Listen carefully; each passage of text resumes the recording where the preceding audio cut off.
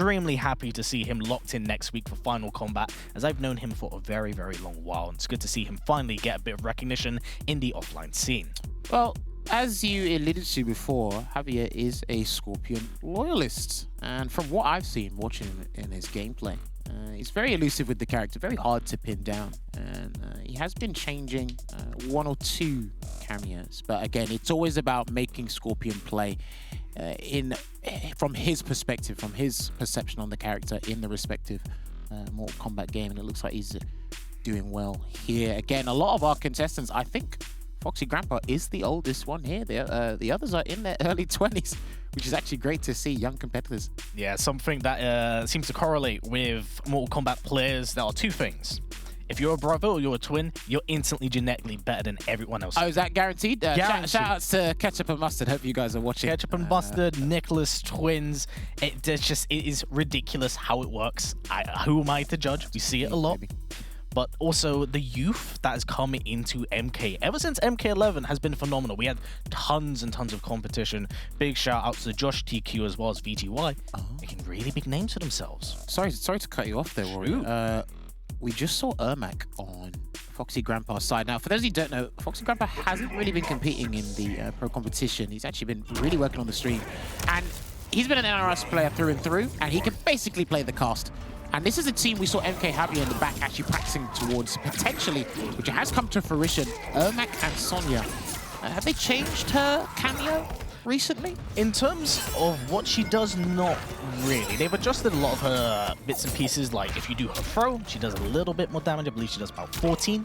Her rings have a faster cooldown now. She still has the amplified airwave and stuff, so she can still continue doing combos. But something that F0xy really likes in general when it comes to Sonya is just the plus frames and options it gives on her. Because what F0xy will straight up do, put Sonya full screen, charge her up, oh, beautiful raw spare. Charge her up, dash up, grab you. When projectile collides with you, that's a free 9%.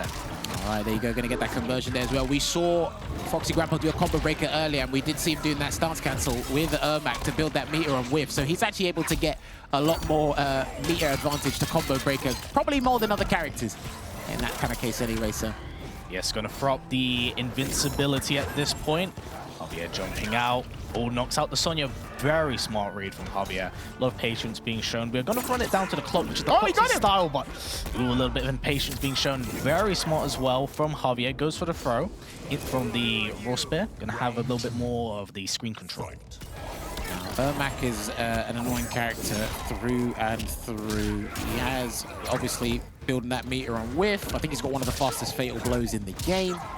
And with the way F0xy Grampa, he always wants that control, that stability and control, slow it down, annoy you. Oh my goodness me, that's a Twitter video if there ever was one. 400 plus damage there from Scorpion. He always makes it work. Optimization. Something I want to point out is that Javier has been using one of the newest strings that has been put into the game ever since the Ermac patch, funny enough, but F0xy showing why he's so goddamn good. Invincibility just in case he gets clipped. He's getting cancelled. Yeah, he's making it tricky for Javier to get the right block and then turn it around. It looks like he does get the conversion here as well. He will build a combo breaker in between this, so maybe F0xy might have to use it. Wow, wake up buttons, I love it. Yeah, the MK11 player in F0xy is being shown smart to throw out the projectile and then go into the invincibility. Blow is on deck. F0xy with 3 bars at his fingertips. Oh no, there it goes. It is gone. He's going to go for the cancel once again. Good defense there from MK Javier. He just needs one hit, but then again, if he gets that clean hit and F0xy identifies it, it will be a combo breaker. Yeah, got to keep in mind that even if Javier does hit him, oh, there's the combo breaker as you pointed out. You've got to keep an eye on that life. Going down to 9 seconds, 8, and the back 3 is going to clip out F0xy. Very well played from Javier, very explosive on both sides.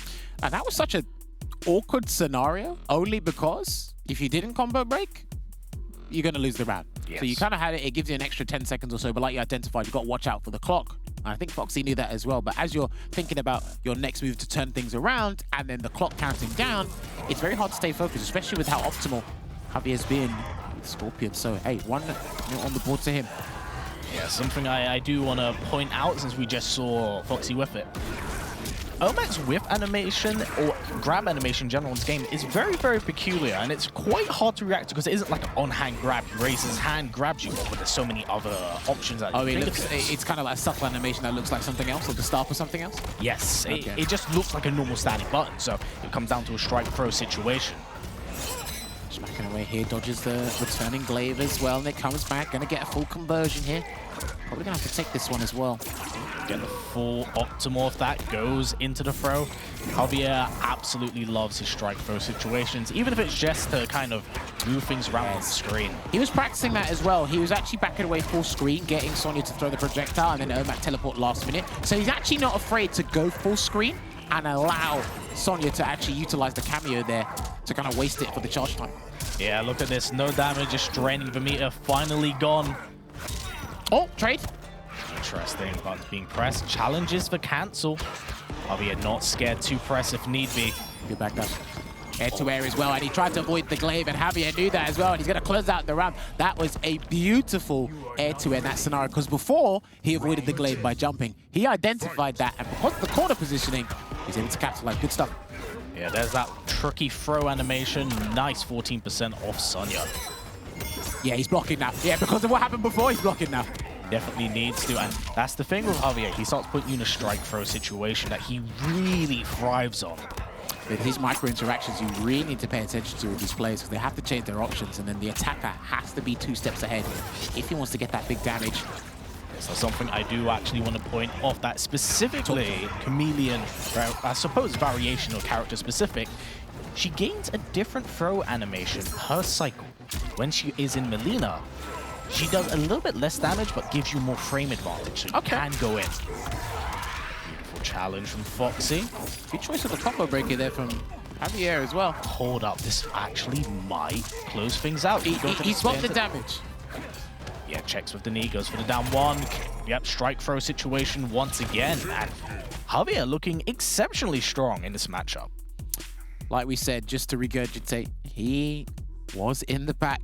He was practicing. And like we said, Foxy can basically play the cast. The last time I was really watching his stream, he was playing Kitana and Kung Lao as the assist. And then he said, I've really taken a liking to this new team, Ermac and Sonya. And Javier, he sat in the lab. He's trying to anticipate and foresee as much as possible before we talk about the team I just mentioned. Ooh, wait, it could be Kitana and Sonya, or he could be going to Kitana and Kung Lao. Is very, very possible. You know, so there it is. Kitana Kung Lao, like you said. Now, this is a team we did see him play a considerable bit, funny enough, back at UFA. He got exceedingly far with it, and you know, I do feel like a lot of people have been sleeping on Kitana. You know, she has really strong projectiles, an incredible sweep, and she has a lot of she gets these small little micro bits of damage, all put in a strong position. I saw the grab whiff, and he's gonna get punished for that severely. Yeah. Oh, this is gonna be huge. It is, and we did, literally in the back, we saw Javier specifically practicing this combo in this scenario. May have dropped it at the end, but it's a nice bit of damage. Really big life lead. All right, this is what I'm used to seeing with Foxy Grampa, throwing the fans and then going for the quick low hat there to get a little bit of stability, that chip damage. He loves chip damage in fighting games, I promise you. Absolutely, and the thing is, Foxy, whilst you know playing quite a projectile-heavy team, is very, very aware that Javier does have the glaive, does have the teleport, and there it is. Javier thread and weaved his way back in. It's going to close in another game. And this is it. This is where the clock can kind of favor Foxy Grampa as well if he gets it right as well. When he sets up the right situation, he may go for the slow, low hat there, so he gets to run behind it and set up something nasty. But have to close the gap between him and Scorpion. There's the combo breaker as well. He can't keep trying to control and zone forever because that glaive is an absolute nightmare. It really is. It challenges and shuts down a lot of the projectile keep-away characters in the game. So, you know, I'm not sure. Really, Chameleon in particular as a cameo has been quite a hot topic of debate. So it'll be interesting to see how things change in auto, especially going in and out final combat. But beautiful neutral duck from Foxy. All right, there he goes with the knee there. Thought it was going to be a grab instead, but he's going to get full conversion, and Foxy's going to have to eat all of this because he is nowhere near combo breaker. So after this, he's basically got one more interaction warrior, and that's going to be guess for the game. Yeah, and as we've seen with Javier, very comfortable with that strike throw situation. Will go full screen. Yep, throw out the glaive, no need to. Chameleon's back once again. Can have her come out. And he done it before. He literally done it before in the game. Chased it down. Couldn't get the full conversion though. One hit, even an armored move, anything will do the trick. Yeah, so you got to keep in mind both of these players building up to 3 bars of meter, but right now, Javier definitely playing it very smart, very simple. Clock's in his favor as well. 15 seconds on the clock. I'm not sure what F0xy can do to turn this around. He's only got basically less than 50 health. Yeah, to work with. He's gonna have to get a jump in or something, but again, the back 3 with Javier closing things out. It was too bleak, man. I tell you what, dominating performance there in clinical fashion from our Spaniard. MK Javier really doing the work. And like we said, this is just a precursor of what you'll see probably next week. So keep an eye out. He's doing the lab work and it pays off in abundance there. 3-0 against F0xy Grampa. Yeah, that is definitely quite an achievement, especially in an offline setting, because like I said, for a long time, Javier was known as an online Scorpion player. Maybe some people thought his transition and move to the offline scene might show... He lived up to the name literally for a little while. Yeah, that's how it is. That's how it is. But very well played on Javier, you know, really reinforcing that strike throw game.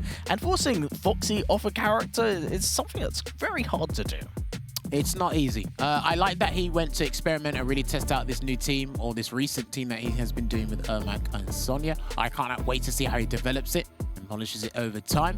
But Javier, remember, Javier's got more hunger, more desire. I'm not saying that F0xy isn't as ravenous as other people, because again, if you're telling him, hey, gatekeep an experiment, he'll do that and make it super difficult. But Javier, he really has to try and win this because he wants to get that trip to EVO. Understandably. And actually, I do want to touch on both the qualifying players. Yeah. We've seen them over the last 2 days playing and labbing, but this is the strongest I've seen them play over the entire time we've been here this week. Hey, listen, man, a magician doesn't reveal all his tricks. You save things for the big day. And we're looking at the leaderboard right now. Look at that. MK Javier, 3 wins, but a 6-round differential as opposed to Axel's 2-round differential there. So the pressure's on him. As Tupac said in one of his songs, all eyes are on you now. You've literally got to do it now and take it away. So it is going to be crazy to see. The games only get